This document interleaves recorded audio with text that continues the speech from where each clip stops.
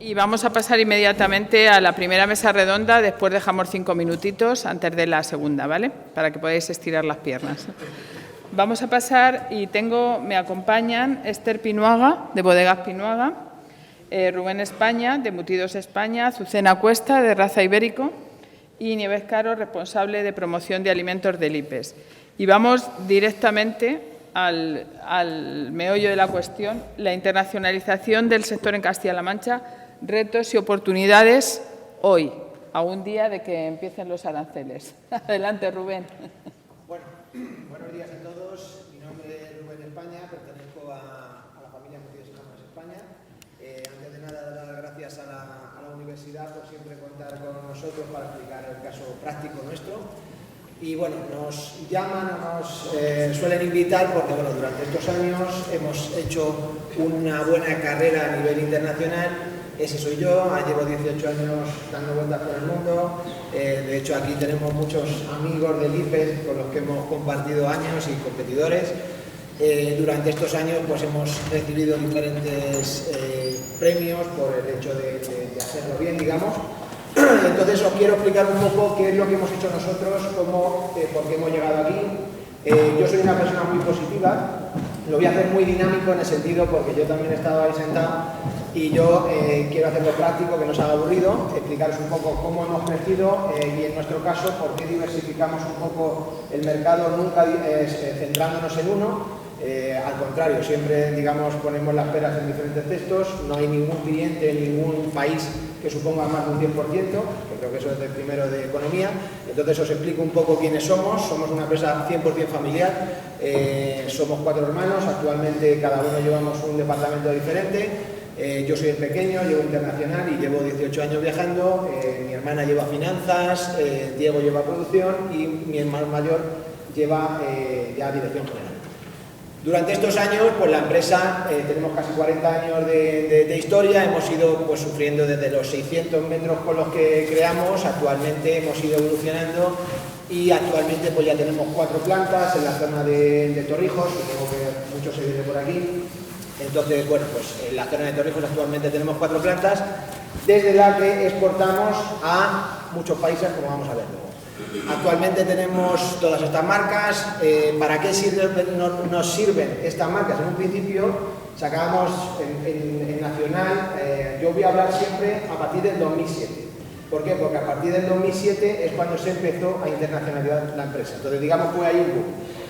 Antes del 2007 nosotros teníamos solamente la marca España y la marca La Barrica para los productos ibéricos, pero actualmente tenemos hasta 4 marcas. ¿Por qué? Pues porque para nosotros hemos visto que en el caso internacional el vender a muchos países y el cerrarte a cada país con una marca limita mucho tu venta. Entonces, al final, gracias a crear diferentes marcas, pues nos ha permitido en cada país pues incluso tener hasta 3 marcas diferentes. Somos proveedores de marca blanca y marca propia de todos esos fabricantes. Y actualmente, para que veáis por qué estamos aquí y explicaros un poco el caso, nuestra empresa, digamos, el sector más importante es la exportación. Como veis, hasta incluso las grandes superficies que suponen un 28%, para nosotros la exportación hoy en día supone un 36%. ¿Qué significa eso? Pues que, bueno, a día de hoy, pues nuestros valores, calidad, innovación y tradición nos han hecho a que hace unos años, como os decía, 2007, desde 2007 hasta aquí, nuestra empresa exportaba solo a 5 países, en 2 continentes, no suponía ni un 1% de la facturación, ¿vale? Entonces nosotros comenzamos yo de hecho yo no estudié para ser internacional, para hacer comercio internacional, yo estudié, iba a ser contable, pero como sabía inglés, pues mi padre me puso digamos, a viajar, había hecho prácticas en el extranjero, entonces hice un curso de comercio internacional y a partir de ahí pues empecé a desarrollar. ¿Para qué exportamos o por qué exportamos? Pues muy claro, en el sentido, ¿por qué empezamos a exportar en el 2007-2008? Porque en el 2008, no sé si sabéis, hubo una crisis que hizo que el mercado nacional entrase en recesión. Entonces nosotros empezamos a intentar vender productos que no vendíamos aquí para un poco diversificar el riesgo. Incrementar la producción, porque el hecho de que tú produzcas más te hace reducir los costes y por lo tanto ser más competitivo. y incrementar la calidad y la competitividad, porque no nos engañemos, hay muchos países que requieren muchos más requisitos de calidad que España. Entonces, el hecho de que vender en un país que exige mucho, o incluso una cadena que exige mucho a nivel de calidad, te permite mejorar la producción para lo que es el mercado nacional y mejorar la imagen corporativa de cara a los clientes y proveedores. ¿Cómo hemos llegado a esto? ¿Cómo hemos llegado a vender a estos clientes? Pues yo siempre lo digo porque en el máster de comercio internacional que imparte la universidad me llaman para dar la charla, que la hago más larga, pero siempre recalco que hoy en día es muy sencillo el poder llegar a los clientes. Hoy en día desde nuestro ordenador, vía LinkedIn, podemos decir ¿quién es el comprador de Auchan, Francia? ¡Pum! Y te sale el comprador de charcutería. Pero antiguamente todo era más complicado.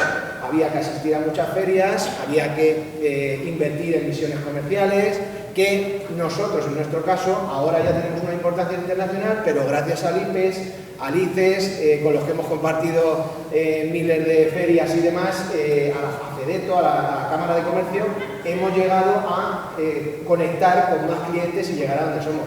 Hoy en día sí que es verdad que asistimos a ferias ya de forma individual, con stand más corporativos, más grandes, pero para llegar todos tenemos que ayudarnos gracias a los organismos que tenemos aquí en Castilla-La Mancha.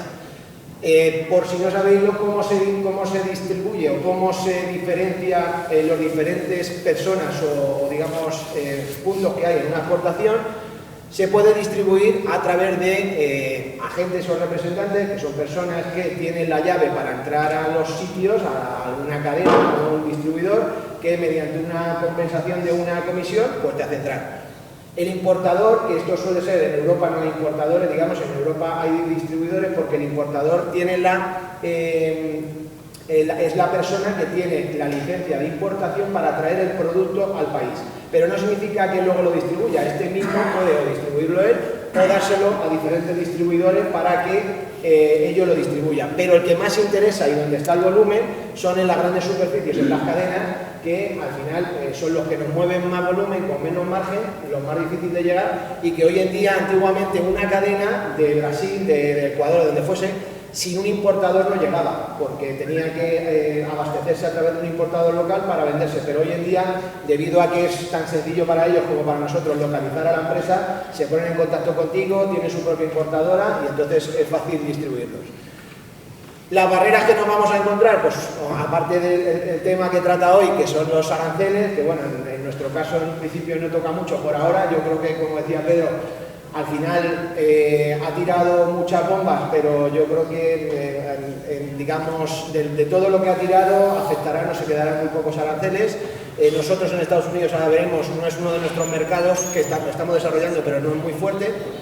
Entonces, para cada país hay unas homologaciones de planta que hay que pagar, hay una poca financiación para ampliaciones, porque al final si las empresas van creciendo necesitamos financiación que hoy en día es más difícil de conseguir.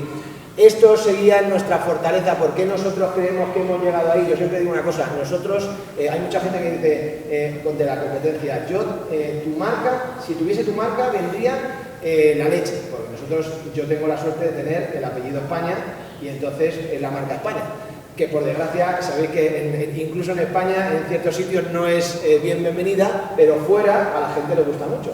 Pero al final, aunque tengamos la marca, yo siempre he dicho que lo más importante para vender en el exterior, y eso espero si en algún día os dedicáis a ello, es el servicio. Al final, ¿y qué es el servicio? Pues el servicio es la atención que le prestes a un cliente. Un cliente, por desgracia los españoles nos tienen como el mañana. ¿Qué significa esto? Que todos, cuando le decimos, pásame una tarifa, sí, mañana te la paso. Pues mañana no es mañana, entonces al final esto pasa un tiempo y nos tienen, digamos, una visión que no somos. Cuando nosotros mantenemos un servicio y tratamos bien al cliente, nosotros tenemos clientes de hace 18 años que siguen ahí, que por supuesto encontrarán precios más baratos que nosotros, por eso si os fijáis, precio está la última. Tú si mantienes un servicio y una calidad constante, te aseguro que tienes un cliente de por vida, pero sobre todo el servicio. ¿Y cómo hemos hecho nosotros para llegar a todos los países que ahora ya vais a ver?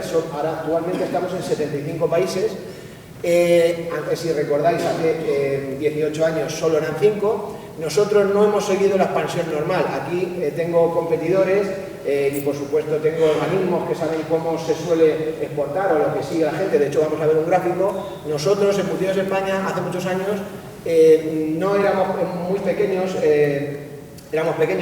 no éramos competitivos para vender en los top 10 que son Francia, Portugal, Alemania. Entonces, nuestros precios no eran para poder entrar en esos mercados. ¿Qué hicimos? Pues irnos a países muy lejanos como pues, Australia, Brasil, Hong Kong, hacernos fuerte allí para que cuando los demás empezasen a ver en las estadísticas, oye, pues mira, se vende en Hong Kong, vamos a Hong Kong, allí ya teníamos, digamos, la bandera puesta. Y si hay una cosa cierta, que en España no pasa, porque en España por 5 céntimos en una gran superficie está fuera, en el exterior es cierto que cuando tú mantienes a un cliente el servicio y la calidad, como os he dicho, tienes un cliente de por vida.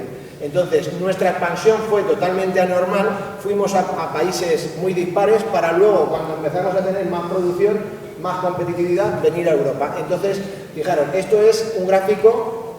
Bueno, aquí falta Estados Unidos, que se ha metido hace poco ahí en el listado, pero para que veáis que los frecuentes o los top 10 de la gente no concuerda prácticamente ninguno con nuestros top 10. ¿Por qué? Porque nosotros nos hemos ido haciendo fuerte en esos mercados que para los demás eran insignificantes y verdaderamente nos hemos dado cuenta que hay países con mucho potencial. Entonces, actualmente, como os digo, exportamos a más de 76 países, de los cuales, por supuesto, es Europa, que lo bueno que tenemos que en Europa, como sabéis, es como vender a Barcelona, solamente un simple albarán, no tiene documentación, no tiene nada, pero Europa es el fuerte, luego Latinoamérica, y están creciendo mucho los países asiáticos y ya supone, como os he dicho, un 36%. ¿Qué ha pasado? Pues durante estos años, recordad, 2007-2008, la empresa se ha triplicado y si os fijáis prácticamente no ha dejado de bajar incluso hasta cuando hemos tenido crisis como la del COVID o cualquiera, o guerras, pero durante todos estos años hemos ido creciendo, exportación supone un 36%, pero ya son más de 70 millones y la empresa se sigue aumentando gracias a la implantación exterior. En España, no sé si sabéis, hay más de casi 200.000 empresas que exportan, hay 1.700 y pico fabricantes de jamón. Actualmente estamos entre los 50 primeros y para que os deis un poco cuenta del volumen, ahí digamos están los top 10 en cuanto a facturación y países. Nosotros nos vamos muy lejos a nivel de facturación, pero en países os aseguro que estamos en el top 5 en cuanto a número de países y cada año la idea, bueno, trabajamos con los socios más importantes a nivel internacional y por supuesto tenemos todos los sellos de calidad y este año la idea es llegar a los 27 millones, fortalecer Estados Unidos si Trump nos deja y aumentar un 20% y seguir aumentando al menos 20 países más. Y bueno, esto es, siempre pongo esta foto porque no sé si habéis visto que tenemos un récord Guinness de, bueno, 2 récord Guinness del plato de jamón más grande del mundo. Eso es un plato de jamón. Son 640 kilos de jamón que se batieron en Torrijos y es para, bueno, fue para una esta benéfica. Y nada, despedirme, ahí tenéis todos los sitios donde nos podéis seguir y bueno, hoy como ya están los filtros y pues ahí, como siempre digo, nos vemos por el mundo. Gracias, Roberto.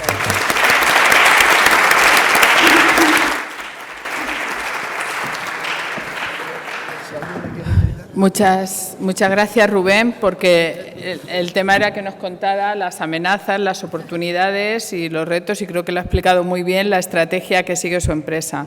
Vamos a ir a otro sector, las bodegas.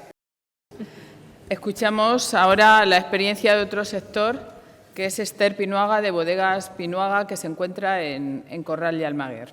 Adelante, Esther, cuando quieras. Gracias por estar aquí. Bueno, nada, gracias a vosotros, lo primero a la universidad por invitarnos y bueno, pues hablando el otro día con Fátima, yo le preguntaba que de todo lo que hacemos en el día a día, qué es lo que más os podría interesar en esta charla, qué es lo que querríais saber acerca de nosotros. Entonces me pidió Fátima que os contase primero un poco qué estrategia seguimos nosotros, dónde estamos, bueno, un poquito la historia nuestra. Estamos en un sector muy diferente del anterior. Para que os hagáis una idea, si él ha mencionado, me has dicho que había como unas 1.500, ¿no?, empresas. Sí, pues para que os hagáis una idea, en España hay 5.000 y pico bodegas.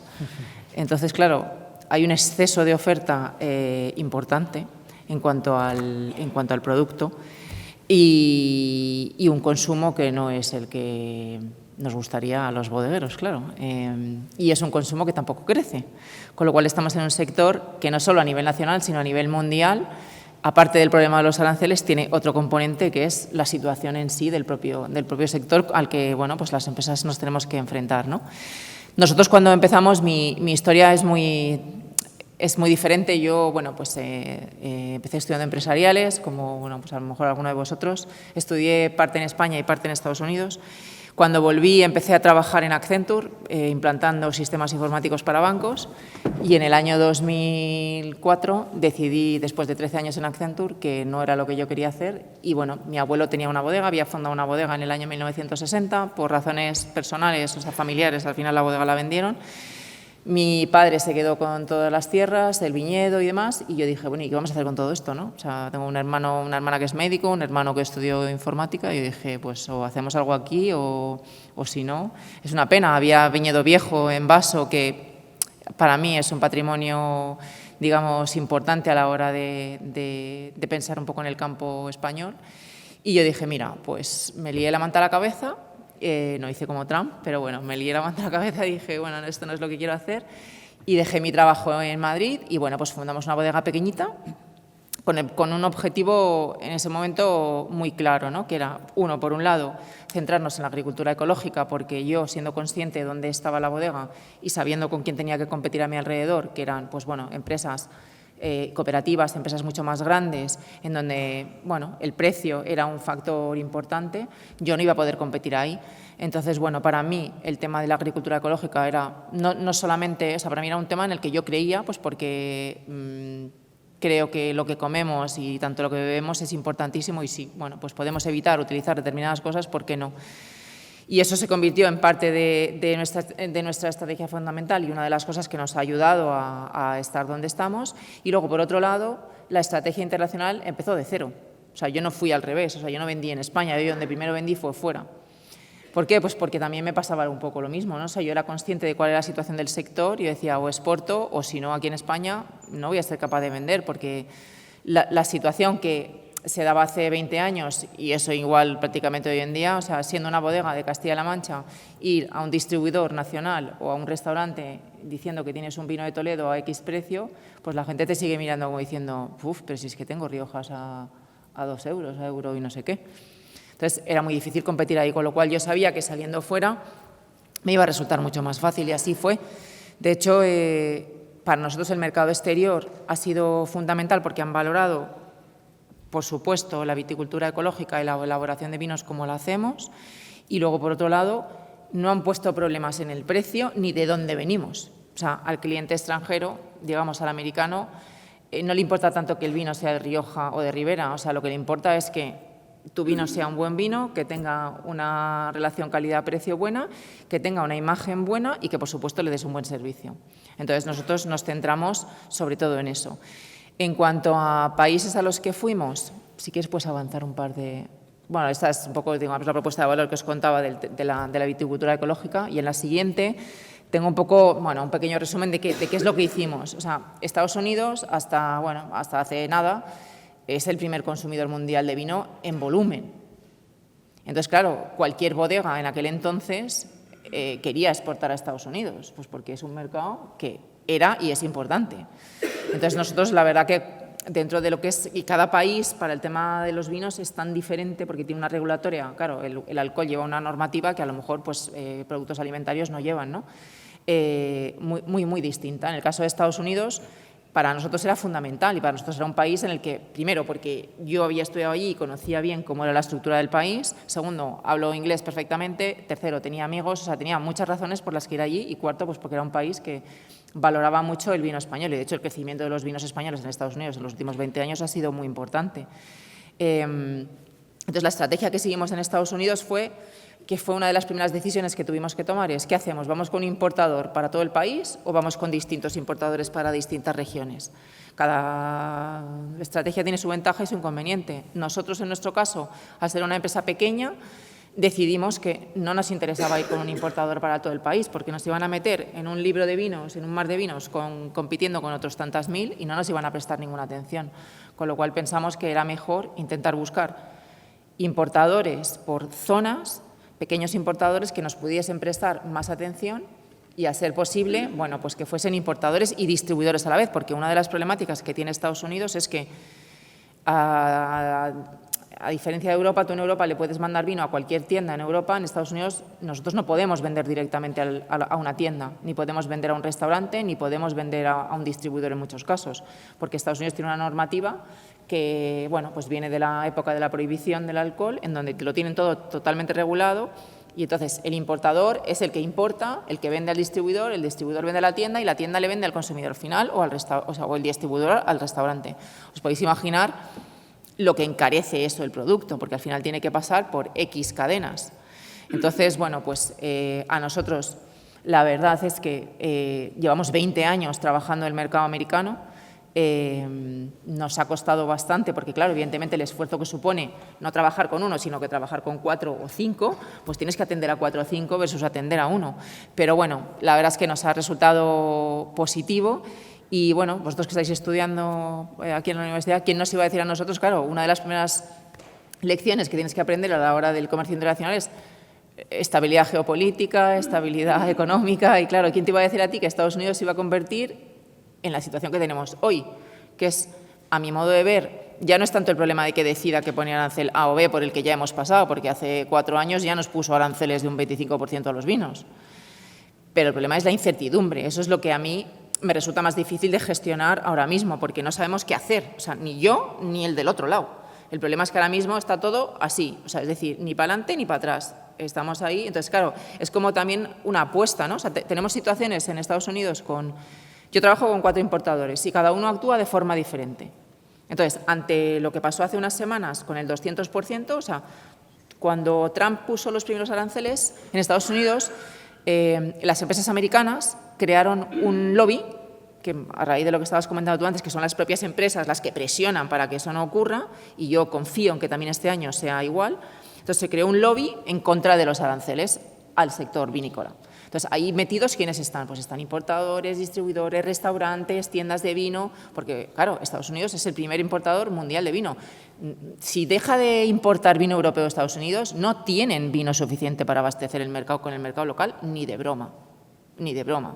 Y no solo eso, porque los precios del mercado local, por mucho que le pongan un 20% al vino español, el vino español sigue siendo más barato que el americano, aun con un 20%. Ahora ya, si sube el euro, ya estaremos hablando de cosas distintas. Pero bueno, en cualquier caso, claro, son las propias empresas americanas las que van a sufrir también. O sea, yo tengo un importador en California, que este señor es una empresa pequeña, en donde, bueno, pues él trabajó en Microsoft, hace una serie de años decidió que dejaba su trabajo y montó una importadora, es de las importadoras ahora más conocidas en Estados Unidos, donde llevan vinos de mucha calidad, de bodegas muy pequeñas y productores como nosotros, ¿no? Entonces, este señor el otro día me decía, mira, Esther, yo ante esta situación, porque han recibido un email, todos los importadores hace 2 semanas, recibieron un correo electrónico de este lobby, de la dirección del lobby, donde les decía, señores, os recomendamos encarecidamente que no mováis ficha, o sea, que paralicéis todas las importaciones de Europa, porque estamos intentando negociar con los congresistas republicanos de turno y no estamos consiguiendo absolutamente nada, con lo cual la amenaza del 200% puede ser real. O sea, no muevan ficha ustedes, ¿vale?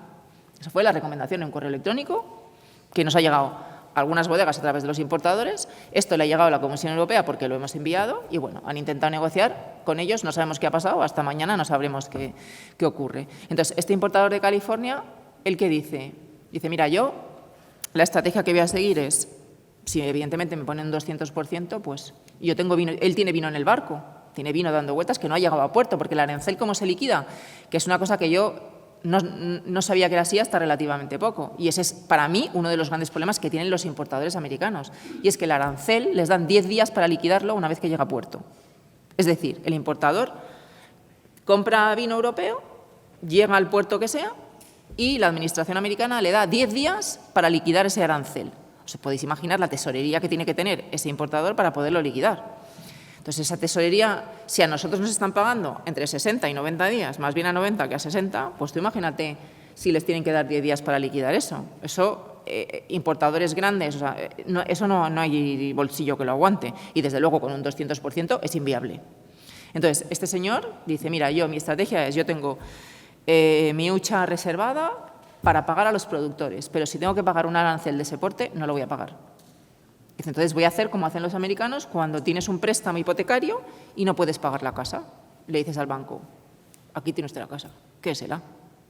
Pues aquí tiene usted el vino, quédeselo. Yo no le pago el arancel, se lo pago con el vino, ahí lo tiene, haga usted lo que quiera con él. Yo te pago el productor, cierro mi empresa y me dedico a otra cosa, pero el vino y el marrón se lo come usted atascado en el puerto. Pues como ese hay otros tantos. Entonces os podéis imaginar el atasco que se puede formar con esa situación. Entonces, bueno, ese es uno. Otro, el de Nueva York, que es un importador con el que trabajo desde hace 20 años. Este es de origen judío y entonces este dice que él tira para adelante, porque si pone un 200% de arancel, que no lo va a poner y que él confía en que esto, que es una apuesta, que es un farol y que no. Entonces este tira para adelante y él coge y ha movido y ha sacado vino. Otros están en el puerto de Valencia esperando a ver qué hacen. En resumen, o sea, es una situación, nosotros tenemos vino etiquetado en bodega, que el importador de Chicago ha dicho, oye, espera, no me lo saques todavía. Está etiquetado con normativa americana, que si ocurre eso y a mí no me recogen ese producto, ya me contaréis a ver qué hacemos con ese producto etiquetado. Pero bueno, ese es otro tema. Entonces, el problema es la incertidumbre, a mi modo de ver, porque eso genera que todo se pare y no puedas mover ficha ni para un lado ni para otro, porque si sabes lo que va a ocurrir, pues dices, bueno, pues tomo medidas para esta situación que tengo y la afrontas pues de una manera o de otra. Pero el no saber es lo que yo creo que es el peor de los problemas. Bueno, y sobre todo que eso, como decíamos antes, un día se levanta y dice una cosa y otro día se levanta y dice otra. Entonces, claro, pues, en fin.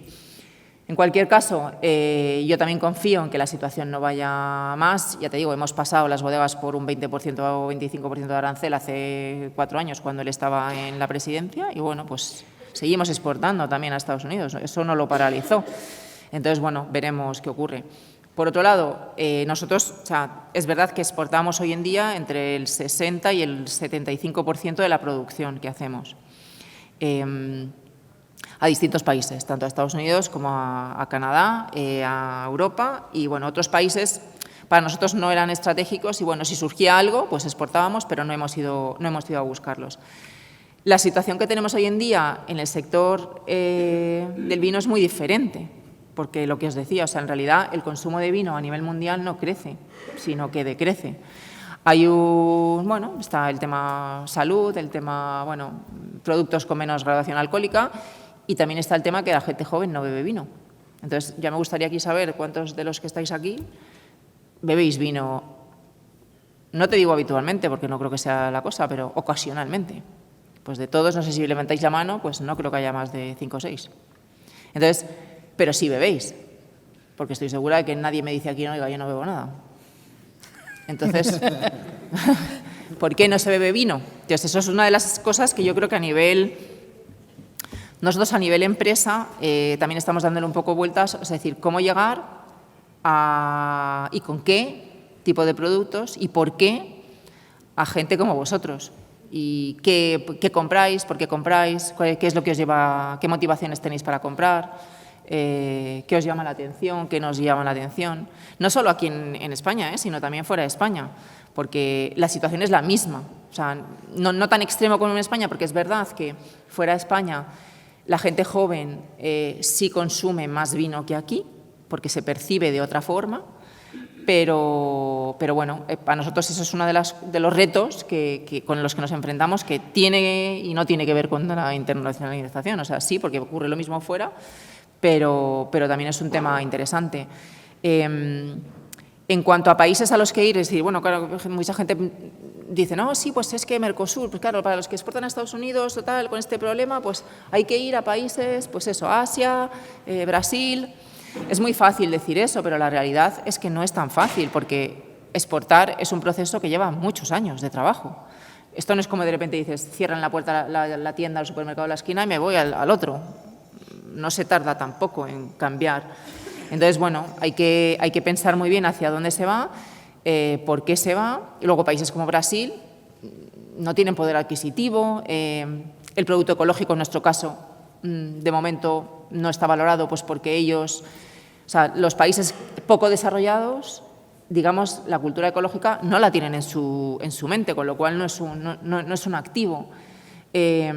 Tampoco forma parte de su cultura a diario en Asia o en Brasil tomar vino habitualmente. Entonces, bueno, hay otra serie de componentes bueno, con los que hay que contar. Entonces, nosotros a nivel empresa, bueno, pues evidentemente seguimos trabajando los mercados que trabajamos, también estamos dándole vueltas un poco a qué hacer para decir, bueno, pues tengo la situación de mercado que tengo a nivel de exportación, pero tengo también la situación de mercado que tengo a nivel de consumo, que ese es otro problema.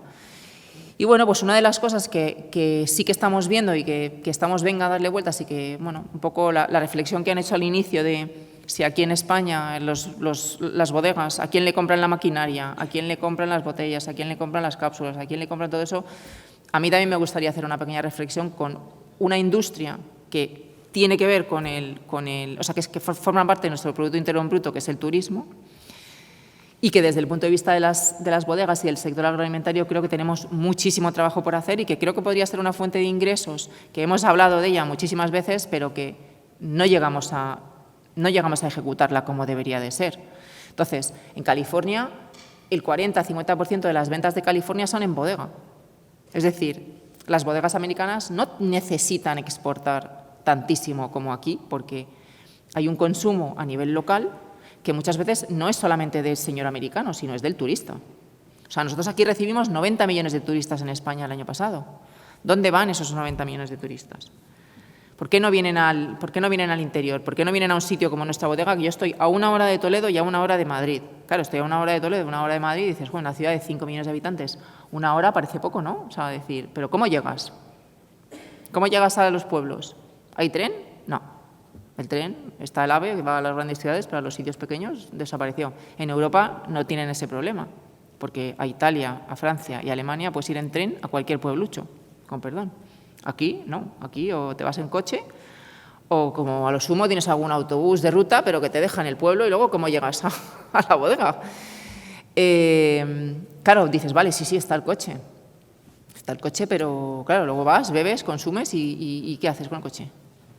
Con la situación que hay. Entonces, bueno, o sea, creo que tenemos unas dificultades que merece la pena reflexionar, pero también es verdad que el turista si se lo pones en bandeja y al turista le facilitas el llegar, ese señor consume, porque no le importa consumir estando de vacaciones. O sea, y le gusta además ver el campo español, porque el campo español tiene una ventaja y es ese aislamiento que realmente tenemos, porque el 80% de la gente vive en las grandes ciudades, eso mucha gente de fuera lo valora. O sea, valora el poder estar en una bodega como la mía, que yo estoy a 1 hora de Madrid y yo hay días que veo la Vía Láctea. Mucha gente no ha visto la Vía Láctea fuera de España, porque tienen tantísima población que no la ven.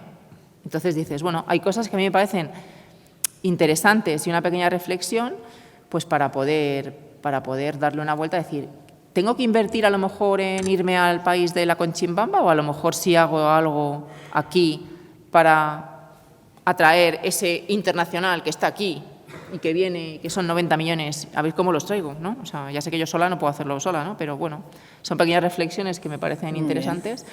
Y luego de cara a los jóvenes, ¿qué hacer para consumir, señores? Muchas gracias, Esther. Muchísimas gracias. Ahora Esther ha puesto temas muy interesantes de debate. Espera, Amarildo, pásasela. Espera, pásasela, Amarildo. Entonces voy a dar paso mientras pones su presentación. Ah, sí, la mía la puedes quitar, ¿eh? Si quieres, el pincho ese lo puedes quitar.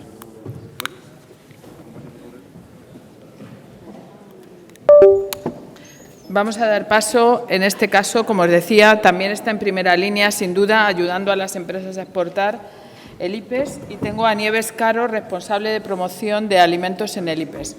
Así que, Nieves, cuando quieras te escuchamos. Vamos a tratar de ser cumplidores del tiempo para que podáis hacerles algunas preguntas que yo creo que han puesto sobre la mesa, temas muy interesantes para esas preguntas. Nieves, muchas gracias por estar aquí, cuando quieras. Muchas gracias a vosotros por invitarnos. Gran parte de mi ponencia era un poco hablar sobre las amenazas y las oportunidades que había en este momento para las empresas castellano-manchegas del sector de alimentos. Pero bueno, es que Pedro y Rubén y Esther lo han hecho fenomenal y la verdad que se ha visto muy claramente cuál es la situación actual del mercado y bueno, lo importante realmente es que desde una institución como el IPEX nosotros intentamos ayudar a las empresas a que intenten entrar en nuevos mercados quizá para diversificar un poco y evitar estos riesgos que están surgiendo o amenazas en determinados países y bueno, y por eso desde el IPEX nosotros tenemos un plan de acciones anual, por ejemplo, que sí, que vamos variando acorde a la situación del momento. Es verdad que estamos en una situación con amenaza de aranceles, con guerras, pero tenemos que ver y analizar que existen oportunidades en otros mercados. Existen mercados dentro de Europa que realmente ahora la tendencia hacia, bueno, lo que se intenta potenciar es el incrementar las ventas dentro de Europa como una forma de reaccionar a todas las amenazas que estamos viviendo de terceros países. Y bueno, es verdad que Europa es un mercado muy maduro en el que ya el importador tiene sus proveedores, que es complicado de entrar, pero hay que mirar un poco más allá y ver que hay otras oportunidades dentro del mercado europeo, por ejemplo, como son países que muy bien ha explicado Rubén, que se dejan un poco de lado porque no son los principales consumidores de los productos agroalimentarios en nuestro caso, como pueden ser los bálticos, los Balcanes, bueno, pues una serie de países que no son los principales consumidores, pero que hay mercado. Entonces, yo creo que es verdad que hay que abrir un poco el abanico de posibles mercados a los que intentar introducir los productos, no quedarnos en Alemania, Francia, Italia y ya está, que son los mercados pues los de toda la vida, los más maduros, los que realmente tienen un consumo mayor, pero bueno, lo importante es que tenemos que intentar poner los huevos en varias cestas para que no ocurran problemas como los que estamos teniendo en la actualidad. Y luego, en terceros países, yo creo que igual que hace 4 años, cuando Trump impuso los aranceles, bueno, la otra vez que puso los aranceles, hubo muchas empresas que adaptaron sus estrategias, por ejemplo, las de aceite de oliva. Lo que hicieron muchas de ellas fue implantar una empresa en Estados Unidos para mandar el producto a granel y desde allí distribuir ya embotellado. O, bueno, el queso manchego, que realmente el queso manchego, al ser un producto que sí que es verdad que le impusieron aranceles, pero al ser un producto muy gourmet y muy específico no tuvo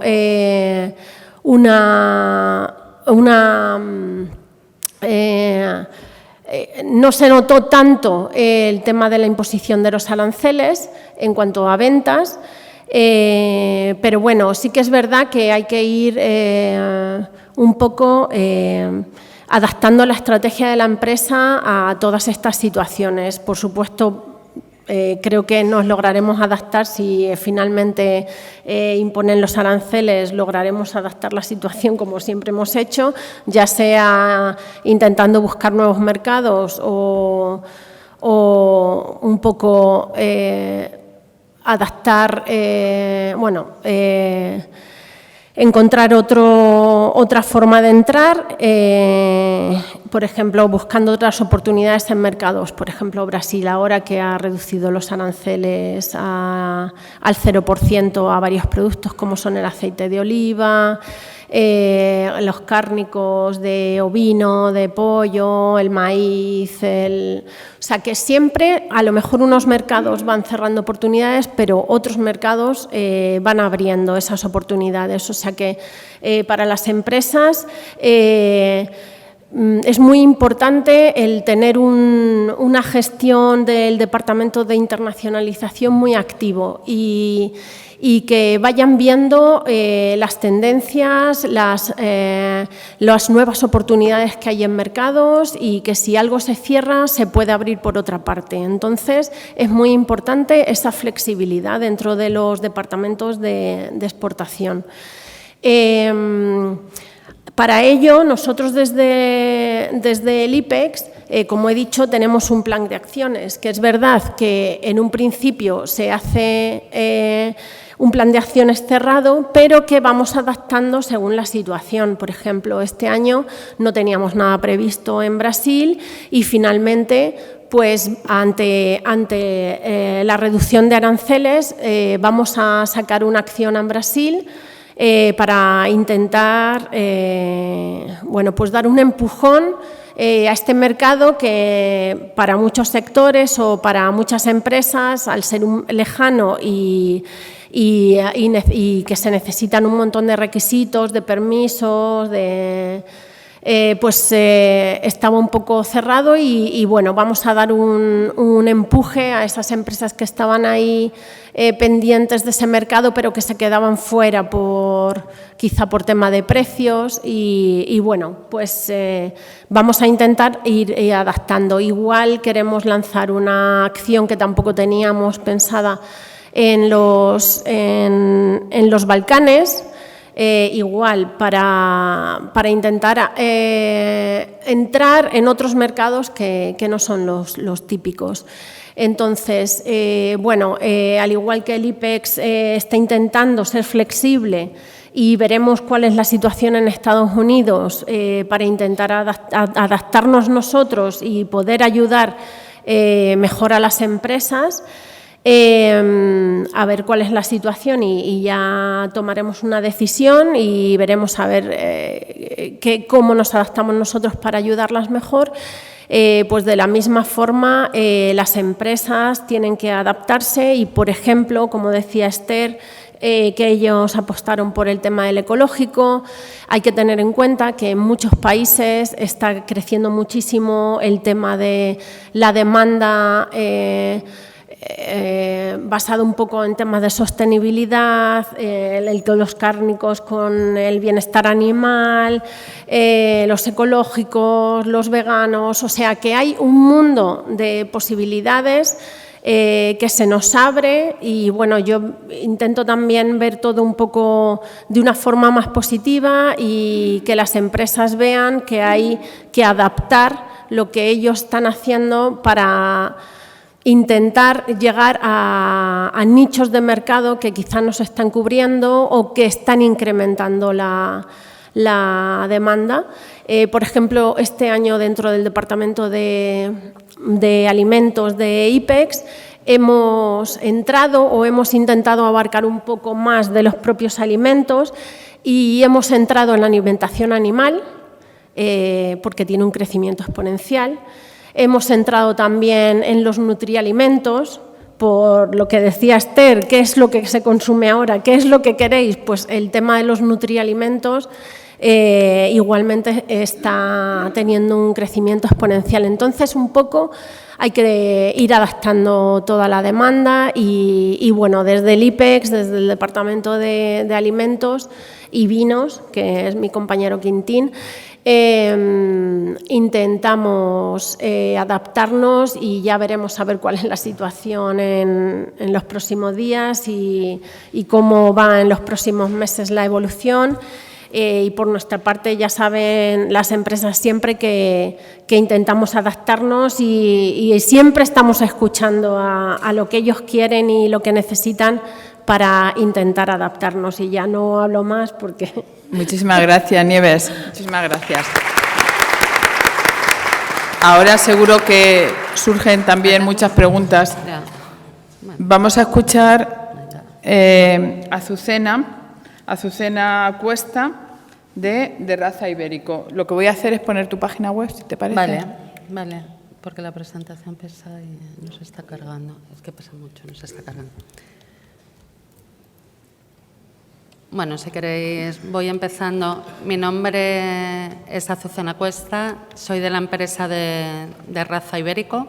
Primero quiero agradecer a la invitación de la Universidad y al IPES el que hayan querido que colaborásemos para contaros nuestras experiencias. Y en este caso yo también, antes decía Pedro, yo me salgo también un poquito de este entorno porque yo soy veterinaria, ¿vale? Entonces diréis, ¿qué pinta aquí una veterinaria? Dentro del sector agroalimentario, sobre todo en mi caso, como estáis viendo en la página, el cárnico es muy necesario las homologaciones a todos los países, ¿vale? Ya no es solo dónde quiero exportar, sino dónde me dejan exportar. Y eso es algo que es prioritario, tengáis el producto que tengáis, antes de empezar, saber dónde podéis.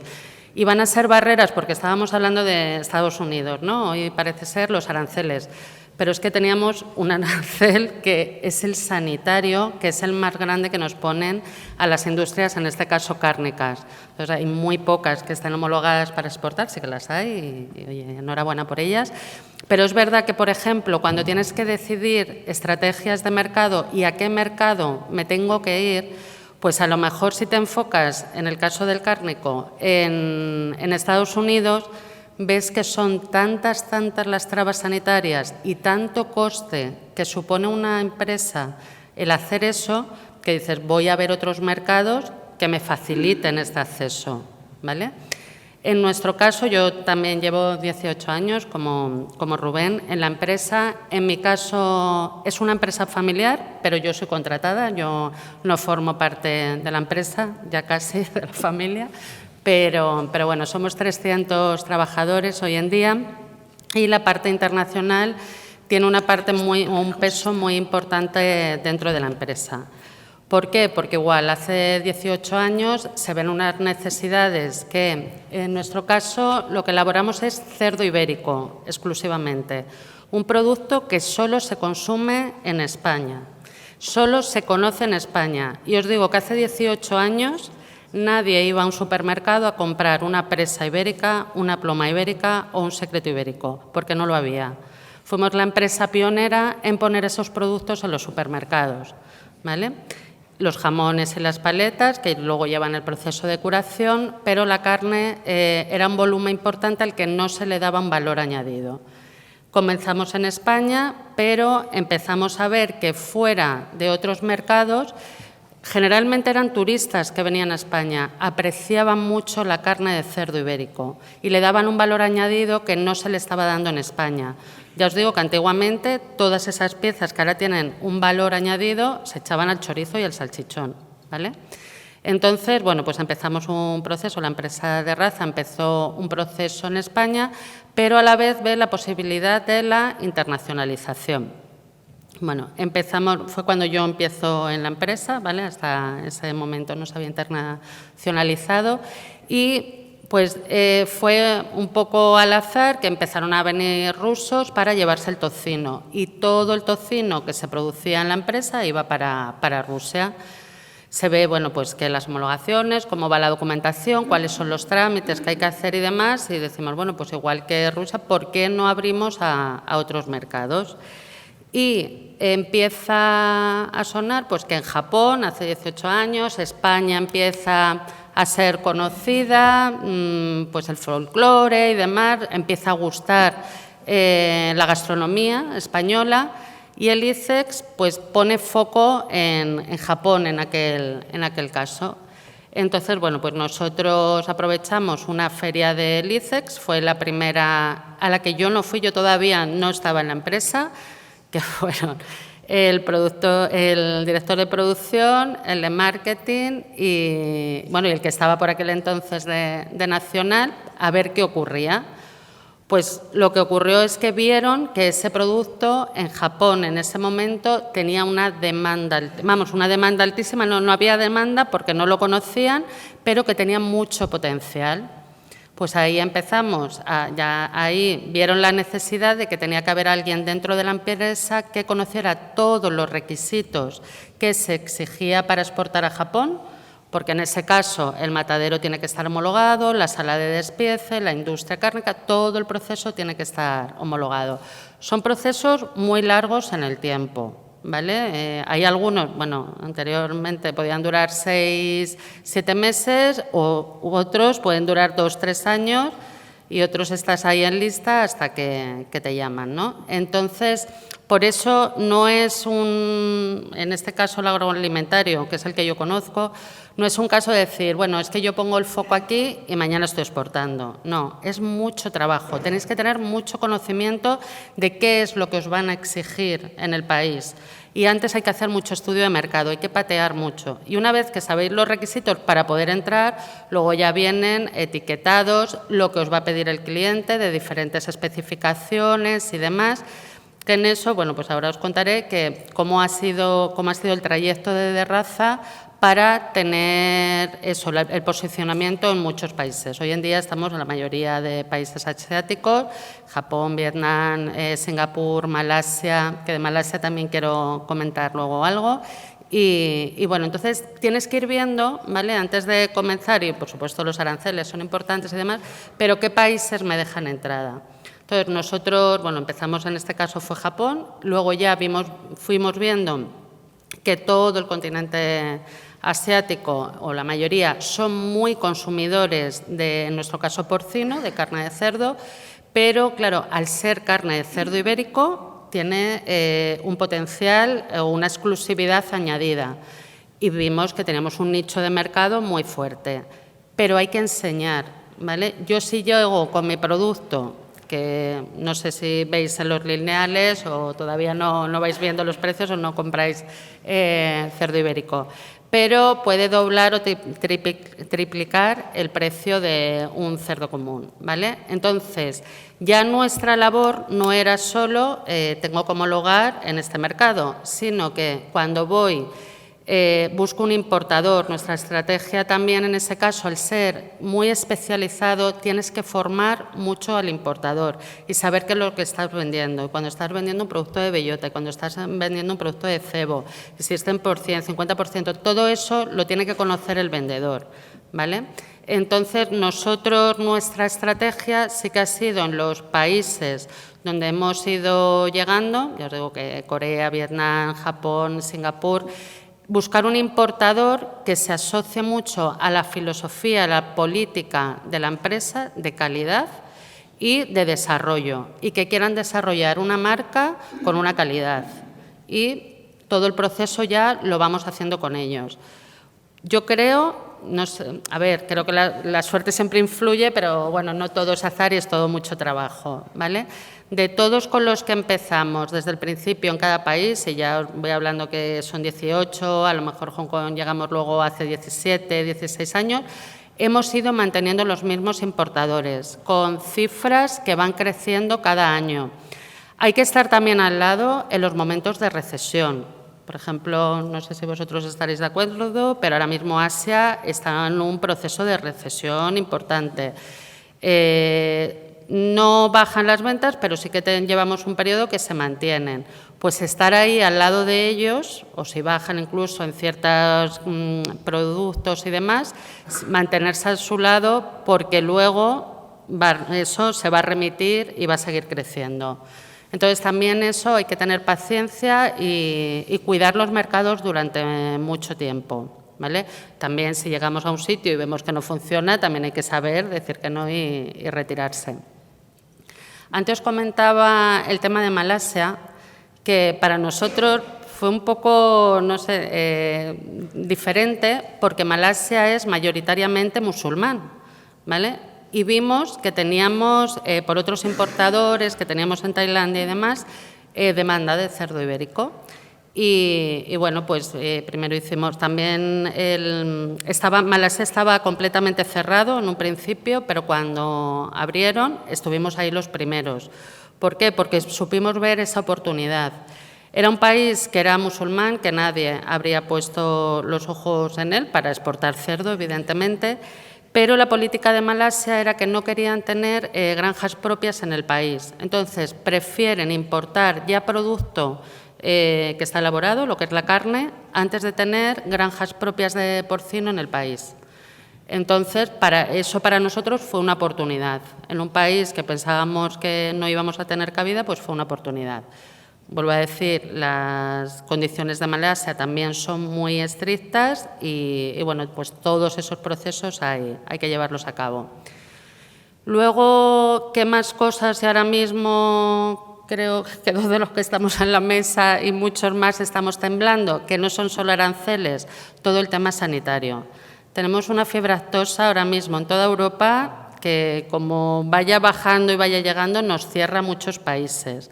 Entonces, a todos los que estamos dentro del agroalimentario, sobre todo del cárnico, casi para nosotros nos hace más temblar eso, que también hace temblar Trump, ¿vale? Pero bueno, tenemos mucho el foco en eso porque son enfermedades que, como ya os digo, como pasó con el COVID, pues en este caso son enfermedades animales que si entran, el resto de los países cortan la exportación con ese país y puede ser que incluso con Europa. Entonces, ¿qué pasa? Y eso son enfermedades, hombre, que las podemos atajar y para eso están los veterinarios de sanidad y salud pública para ir atajándolas, pero que a veces aparecen. Hemos tenido también la peste porcina y demás que aparecen. La gripe aviar tiene los del pollo, que, por ejemplo, para que os hagáis una idea, no sé si habéis oído hablar del tema del huevo ahora mismo en Estados Unidos, de la escasez de huevo que hay y la subida que está teniendo en España por la escasez de huevo, pues eso es por una gripe aviar en Estados Unidos, que ha hecho que se tengan que sacrificar todas las aves y no tienen huevos, ¿vale? Entonces, sí, los aranceles para nosotros son importantes, pero no nos quitemos temas que los tenemos mucho más a mano y que son nuestro día a día y que siempre han estado, ¿vale? Entonces, por eso la importancia de diversificar mercados, ¿vale? Ya lo decía antes Rubén, no podemos poner los huevos siempre en la misma gallina, sino que hay que diversificar mucho los mercados en los que podamos ir y ver las oportunidades que se nos pueden dar, como ya os digo en este caso para nosotros, que fue Malasia. No olvidarnos de Europa. Muchas veces no será exportación, pero es internacionalización, ¿vale? Y va a ser, pues lo que decía Pedro, nuestro hermano mayor, que siempre va a estar ahí y muy difícil o muy mal se tiene que dar la cosa para que salte cualquier epidemia, cualquier pandemia o algo y Europa cierre cada país. Eso es muy complicado, se harán regionalizaciones y se hará por zonas, y no podremos, pero es muy raro que toda Europa cierre los mercados.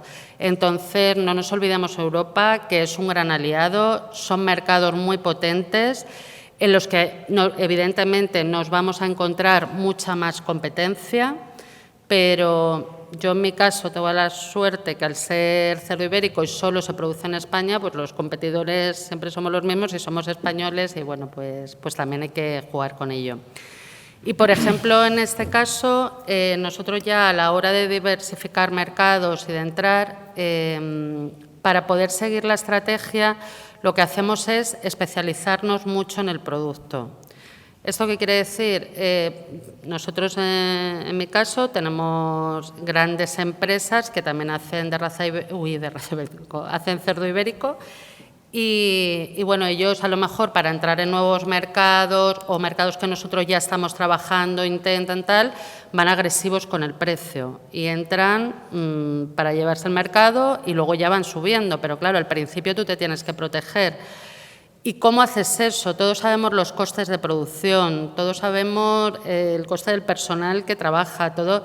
Y tú no puedes ir, cuando somos empresas que no somos grandes empresas, tirando los precios, pero sí que podemos dar un servicio y un producto diferencial completamente al que están dando pues eso, las grandes empresas y demás. Y en eso, por ejemplo, yo sí que tengo que decir que de raza ibérico es donde hemos encontrado nuestro potencial.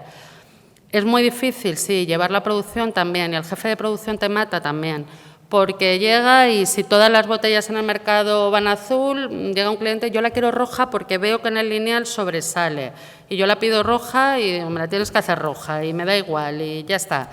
y la hacen, y lo hacemos, y se lo llevamos al cliente.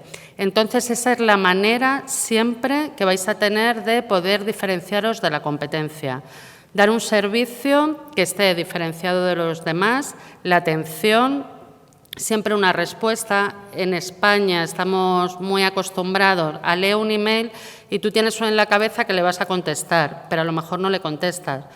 Yo estuve trabajando 3 años en mataderos en Inglaterra y quizá fue lo bueno que aprendí de allí, es, aunque sea decir en 5 minutos o lo paso al departamento de calidad, lo miran y vuelvo, pero que se vea la gente atendida. Eso es tan importante, eso es muy importante en cualquier venta, ¿vale? La atención al cliente, mucho más allá de lo que vayamos a ir de las cifras y demás. Y luego, por mi parte, lo mismo, decir que siempre hemos buscado apoyo para internacionalizarlo, tanto del ICES como del IPES, en formato ferias, que bueno, pues cuando estábamos empezando era lo que más nos funcionaba. Ahora hay eventos específicos para agroalimentario, normalmente en capitales, en las que tú vas un día y enseñas tu producto y demás. Y para toma de contacto es muy bueno para saber, pero vuelvo a lo mismo, siempre tenéis que saber a qué personal va dirigido. Porque si va a ir un restaurante o una cadena de supermercados y demás que no importan, Azucena. tú ahí no vas a tener cabida. Tiene que ser para importadores. Tiene que ir terminando, vale. Ya te acabo. Tiene que ser para importadores para que luego podáis desarrollaros en un país. Y bueno, pues por mi parte nada más. Que tengáis mucha suerte todos, que es un mundo apasionante y que lo disfrutéis.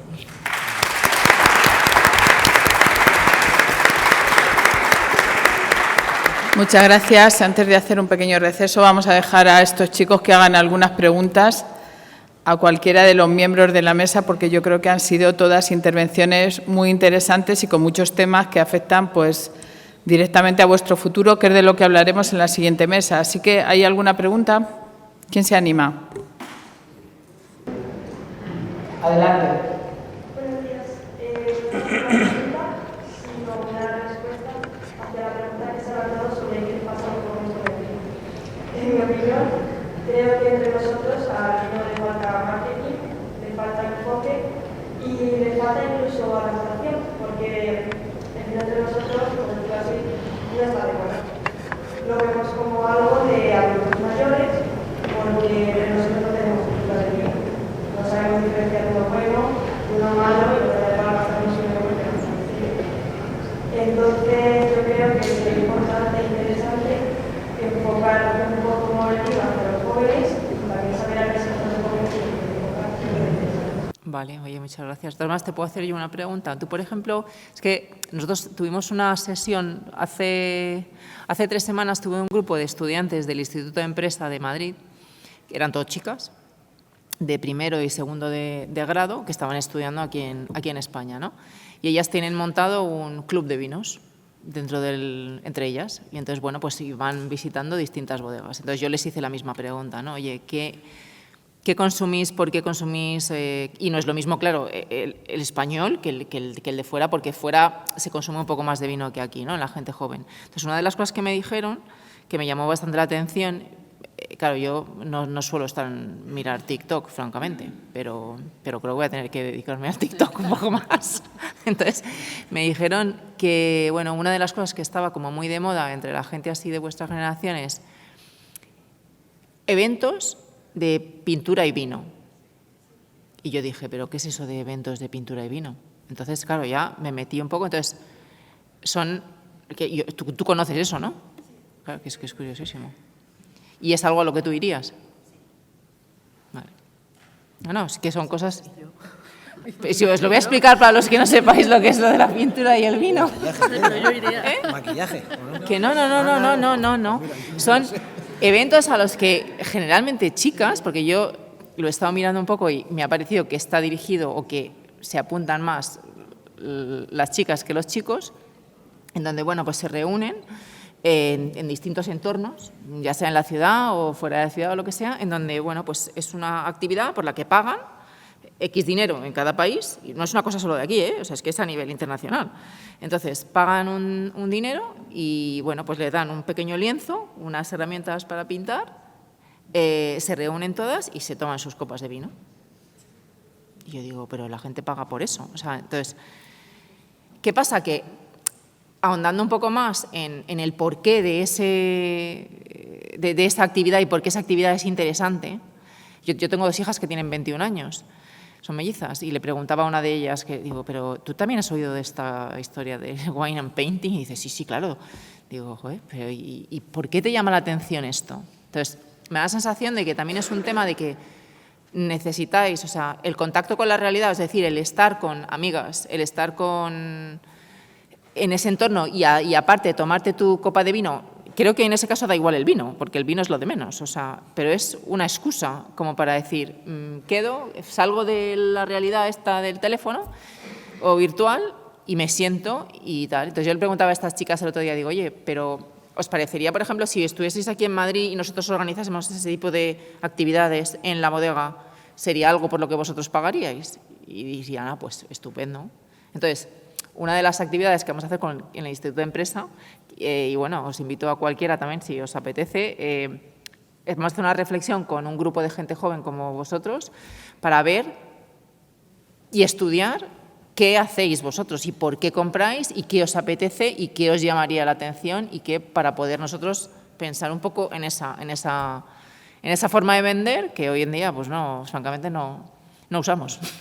Entonces, muy bien, muchas gracias. Yo invito a los profesores del instituto que les lleven a la bodega, que organicen una excursión inmediatamente para que la conozcan. ¿Más preguntas? Sobre el mundo también del cerdo ibérico. ¿Quién se anima?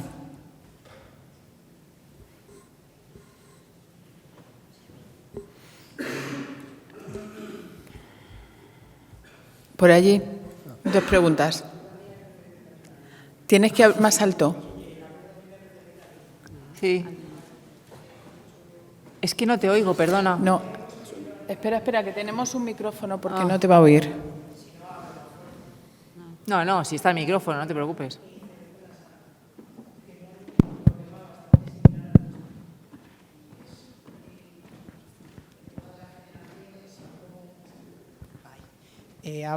¿Funciona? Sí.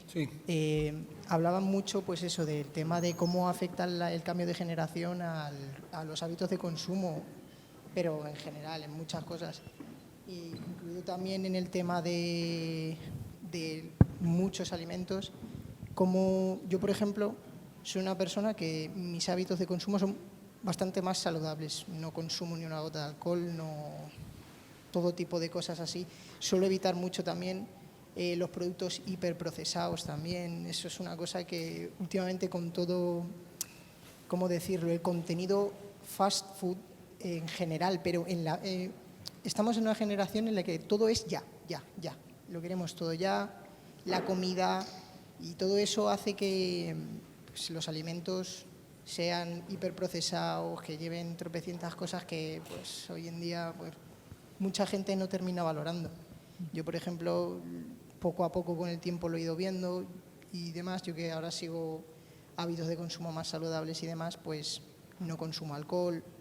Eso es un poco difícil desde un punto de vista para las empresas para decir, bueno, pues ¿cómo hacemos que los jóvenes consuman alcohol? Porque poco a poco la gente joven va a ser vuestros futuros clientes para las empresas y demás. Y con el contenido de las redes y demás también es un poco más complejo de ver cómo reaccionar ante ello. Porque claro, estamos acostumbrados a lo más antiguo, a lo más clásico y es muy difícil llegar a los jóvenes. Sobre todo, pues eso, como habéis visto, con los cambios de tendencia, las costumbres que tiene la gente. Hoy en día estamos todo el día pegados a las pantallitas y no vemos lo que tenemos a nuestro alrededor. Y a lo mejor un enfoque más abierto así para... Bueno, ahí hay cosas que yo creo que desde el punto de vista de una industria como la nuestra, evidentemente el vino tiene alcohol, hay productos que se están elaborando que a mí personalmente me parece un error llamarles vino sin alcohol, pero eso es mi opinión. y yo viniendo de un sector ecológico y sé los ingredientes que eso lleva, pues hay aspectos que no comparto, porque a lo mejor, pues bueno, no te tomas una copa de vino con alcohol y te vas a tomar otro producto que tiene otra serie de cosas que, Claro, eso también es verdad. que Dios sabe lo que hay dentro. Hay O sea, hay que yo mucha- personalmente no estoy de acuerdo y esta charla ahora que no lo va dices, sobre eso. sí que es verdad. En plan, yo, por ejemplo, no soy experto en bebidas Pero claro. de ese estilo, porque una cosa es una cerveza, otra es un vino y otra es un vodka, por ejemplo. Claro, No tiene nada que ver evidentemente, o sea, ninguna de no, esas tres. está Las- claro, las está tres claro. pueden tener alcohol, sí, pero evidentemente... En cambio, sí que estoy yo de creo acuerdo que- en buscar formas de, primero, elaborar vinos con menos graduación alcohólica, ¿vale? Productos que sean, bueno, algunos serán más fáciles, otros no serán más fáciles de elaborar. Y quizás también salir un poco de la mentalidad que tenemos pensando que el tipo de vino que quizás se ha consumido hasta ahora, pues a lo mejor no va a ser necesariamente el que se siga consumiendo de aquí en adelante. Habrá que buscar otras maneras y otras formas de consumir. Hace poco tuvimos una charla también aquí en Toledo, en la universidad también, y vino mi enóloga, ella es una señora Pilar tiene 63 años y ella es de Navarra. Entonces, ella da clase en el Basque Culinary Center de grado y de máster a estudiantes generalmente internacionales. Y entonces una de las cosas que ella decía es que tenemos que un poco intentar atraer a la gente joven dentro de lo que es con moderación, ¿no? O sea, a lo mejor consumir de forma diferente y olvidarnos, imaginaros, por ejemplo, claro, gente muy tradicional española, que tú tengas una copa de blanco o una copa de rosado y le pongas un hielo, pues la gente te mira y te dice, ¿pero qué estás haciendo? Es que a lo mejor no hay que pensar en qué estás haciendo, a lo mejor lo que hay que pensar es decir, señores, o sea, no hay que, digamos, ser policías de vino, porque bastantes policías tenemos ya para otras muchas cosas. Entonces, tenemos que pensar que no pasa nada con a lo mejor si a lo mejor a la gente joven le apetece tomarse una copa de vino con un par de hielos. Eso diluye la graduación alcohólica porque le estás poniendo agua y, bueno, pues a lo mejor es una forma diferente de consumir y hay que darle vueltas a eso. Entonces, bueno, pues... Y, evidentemente, siendo conscientes de que lo que yo decía, o sea, el consumo de vino no va a más, va a menos, o sea, de momento. Luego, yo que sé, como las cosas también luego siempre cambian, ¿no? Pero sí que es cierto que es un problema y, bueno, pues habrá que ver y darle un poco vueltas. Por eso os decía también que quizás el tema del turismo para nosotros, porque me parece que todos, en general, cuando estamos de vacaciones, pues a lo mejor tendemos a, bueno, no te digo hacer un exceso, ¿no? Pero decir, oye, pues mira, estoy de vacaciones, ¿no? Pues me tomo mi copa de vino, voy a tal sitio, no me importa, pago un poco más, tal y cual.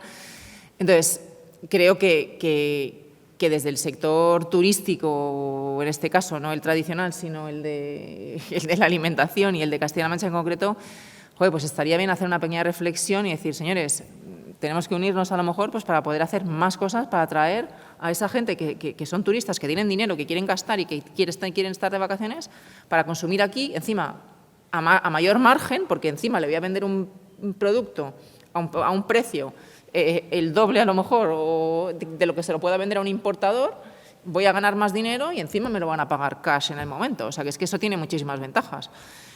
Y encima conocen tu marca y si ese logo viaja a su país y encima tú exportas a ese país, pues mejor que mejor. Con lo cual, bueno, pues es una manera de... ¿Qué pasa? Que bueno, pues son cosas con las que hay que luchar, pero simplemente por la infraestructura para poder llegar, que para mí ese es el gran problema. El resto no es ningún problema. El problema es llegar a esos sitios.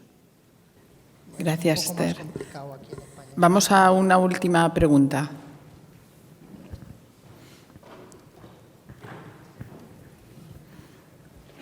Buenos días, gracias por la oportunidad. Mi pregunta tenía que ver un poco con el vino, no el jamón ibérico como tal. Yo no estoy totalmente de acuerdo en que el vino que tenga alcohol se consuma menos. Mi cuestión era, yo soy de un pueblo aquí cercano y yo uso mucho el transporte público y de hecho hay una parada en Maqueda donde hay como una ruta de vino y siempre he hecho un ojo y lo miro y tal y veo los distintos pueblos, está Maqueda, Torrijos y justamente el mío también y está Escalona también, pero luego siempre tengo una incógnita, ¿cómo llego a estos pueblos para probar este vino? Si estoy aquí esperando un autobús que no llega en 2 horas y yo creo que ha salido algo ahí como que ¿por qué todos van a Madrid? Los turistas, ¿por qué van a Madrid? ¿Por qué van a Barcelona? Si bajamos a la estación ahora, hay un autobús para Madrid cada 30 minutos. pero para ir a mi pueblo espero como 4 horas, pero ahí también hay estas rutas donde probar el vino, que no tiene por qué ser ir a Madrid. Esos pueblos también tienen buen vino. Y si quedo con un amigo y me quedo en algún bar cercano, lo primero que va a pedir es una cerveza. Entonces, yo creo que nuestra inquietud está en esto. Los jóvenes no sé si no les gusta el vino porque no tenga alcohol o simplemente porque no es fácil moverse para probar estos distintos vinos que hay en los pueblos. Y mi cuestión era esta: ¿qué podría hacer el gobierno o las empresas que quieren fomentar el consumo del vino para que pueda haber más acceso a esos pueblos y para incentivar un poco el consumo del vino en estas pequeñas localidades, más que a la cerveza? Gracias.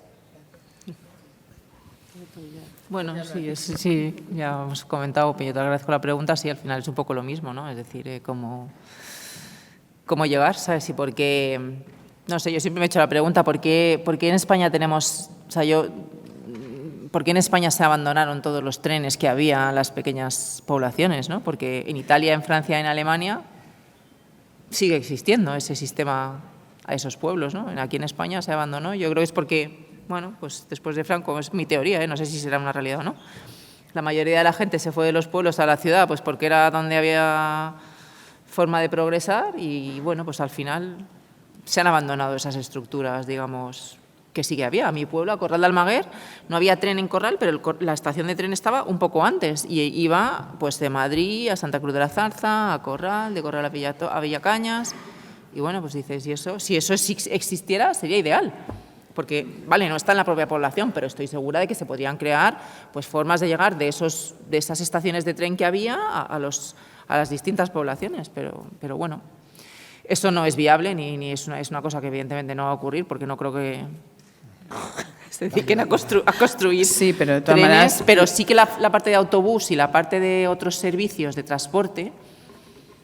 Y los turoperadores que vienen con sus autobuses sí que podrían meterlos de alguna manera. Esa es otra, porque es que los traen aquí, los sueltan, o sea, la gente no pernocta, no van a otros sitios. Bueno, yo creo que también a lo mejor sería interesante hacer una pequeña reflexión. Mira, el otro día estuve hablando con la gente del Hotel Carlos V, que han hecho también como un hotel boutique en la parte de abajo y van a hacer tienen una zona de taberna y tal. Sí. Entonces, ellos van a hacer un hotel pequeño, o sea, estaría muy bien poder también crear una serie de rutas apoyándonos entre unos y otros, porque evidentemente esto es una cosa que yo no voy a poder hacer sola, pero sí que la industria hostelera, los de transporte, los turoperadores, pues sacar a la gente como si fueran borregos, decir, vale, si pueden venir aquí, pero es que luego a lo mejor se tienen que quedar aquí una noche o dos y luego ir a otros sitios, o sea, y ofrecer eso, no sé. Pero bueno. Oye, un comentario, ¿me cabe un comentario? Venga, sí. Venga, rápido. La verdad es que a veces cuando nos enfrentamos a vosotros, pues queremos un poco trasladar la vida que hemos pensado siempre.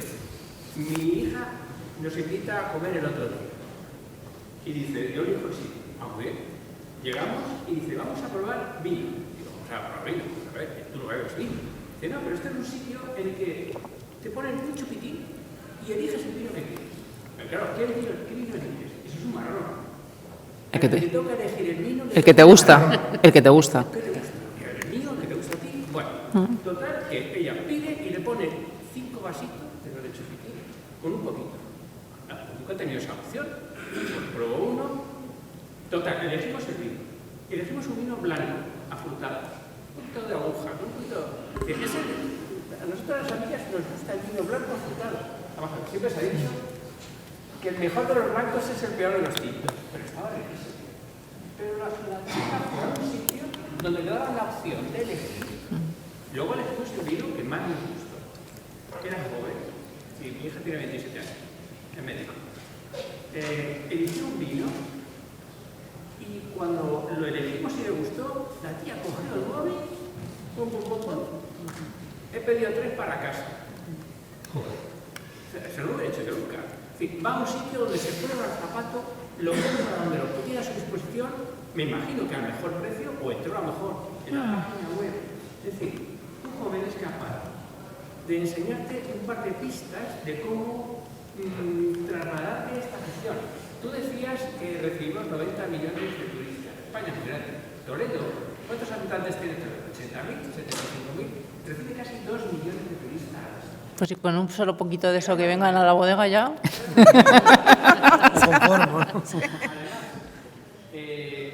sector fantástico en España que es relativamente reciente, que es la gastronomía. Claro. Señores, de pronto nos hemos encontrado donde tenemos un montón de restaurantes de primer nivel y podemos comer mejor que nadie. Cuando nosotros en ICES hacemos una consulta en el cuerpo diplomático de por qué la gente quiere venir a España, nos dicen porque en España Se vive bien.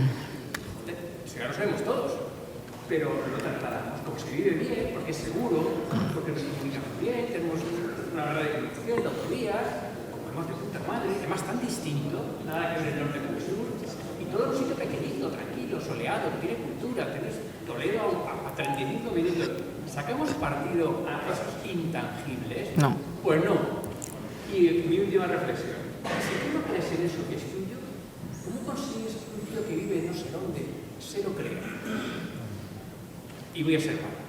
Tú vete a un restaurante de Toledo, ven y atrévete y pide Paella. y te pone una copita de Rioja. Si te despistas, vete a tu Rioja, a ver si te pones un vino de Valdepeña. Vamos, ni lo tiene. Es decir, tenemos tanto que aprender de vosotros, de los consumidores, porque tenemos que revertir esa situación. Entonces, yo creo que hay que reflexionar mucho. Pero es interesante que, por ejemplo, yo no pensaba que ibais a hacer tantas preguntas sobre el vino, la verdad, porque como generalmente la gente joven no tiene...